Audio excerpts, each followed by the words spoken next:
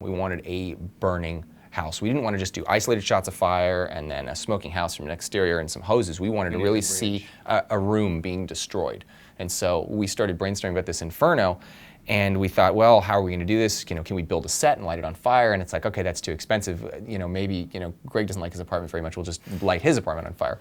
So we thought, okay, here's what we'll do. We got to figure out, what does fire look like exactly? So I got on the phone, after we came up with this idea, with my VFX art director, Jaffe Riddle, and we basically made this gigantic list of every attribute of fire. What does it look like, and what does it do? It blackens the ceiling and the walls. It fills up the room with smoke. It casts light on objects. It casts specular reflections on objects. It causes heat distortion.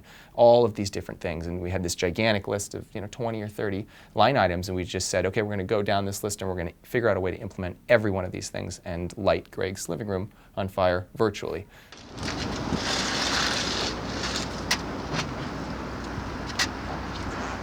You want to blow more? We had a 10-day post schedule from wrapping the shoot to delivering a 4K master output that was color graded, sound design and music and everything. And it was one of the toughest post schedules I've ever had. And we were working with files that were gigantic. It was 38 megs a frame for a DPX and 75 megs a frame for a TIFF. For a 4K compositing pipeline, Nuke is really a fantastic tool. I mean, it's built from the ground up as a film compositor. And for something as complicated as this in terms of the integration of the fire, doing this in a layer-based compositing program like After Effects would have been almost impossible. We had node graphs with, over 1,000 nodes for a single shot. At 4K resolution, we had almost 600 gigabytes of assets flowing into the composite. And to render the 3 shots, or the 3 segments of this one shot of the burning inferno, was about 24 hours of render time. So it's about 8 hours per section on a 12-core Mac Pro. So you still have so far back. Trigger. Yeah. It's further than that.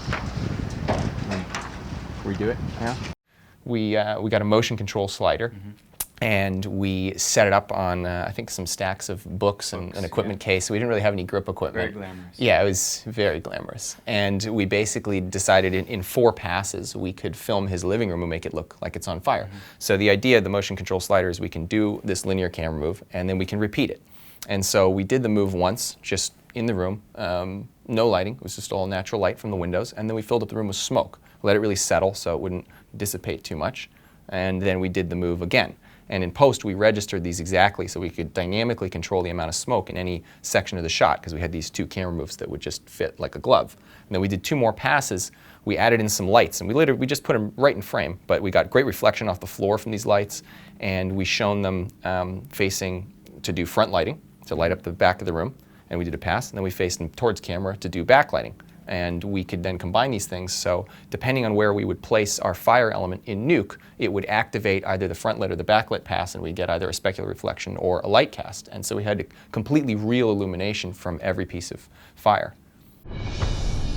So in the shot of the living room burning, we have 4 live action layers for the room. We have a regular pass with no smoke, we have a smoke pass, and then we have a backlit pass with red lighting and a front lit pass with red lighting.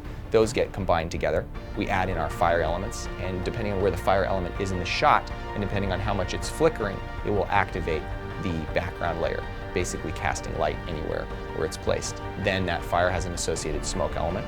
It has an associated spark element. It also has embers that we mapped onto geometry for the ground. They're real fire embers though, so again, no CGI, no smoke simulations at all.